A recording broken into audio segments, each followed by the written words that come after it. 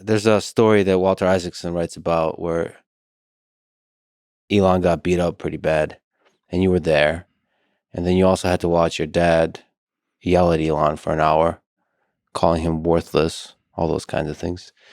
You said it was the worst memory of your life. What do you make of such cruelty? What do you remember from that time? I mean, it was horrible.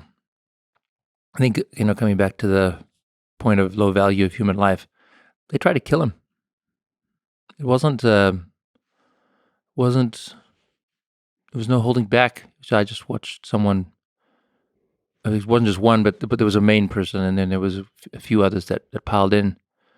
They just, they tried to kill him in front of me. And we were eating sandwiches on a staircase at the school, outdoor staircase, and I just had to.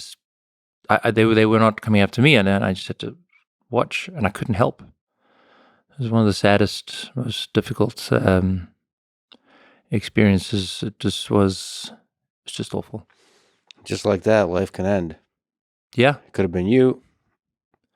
Yeah, I think. So I've had a life near death experience where I almost died. I was in 2010, and I think that, and I broke my neck, and I can go to that story in a moment. But this was different. This comes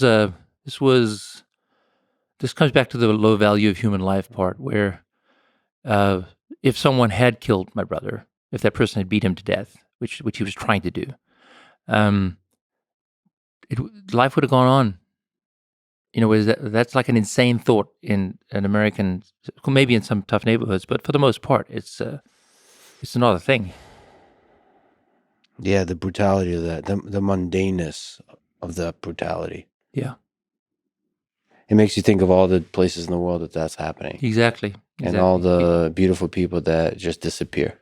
I always say to people who have an opinion about America that, this is a really bad country or whatever, and I say, look, please go try another country before you say that. Not to say that America can't get better, but please go try another country, because not having that perspective, or having a perspective that I don't know, like a chip on their shoulder about the country that they're in.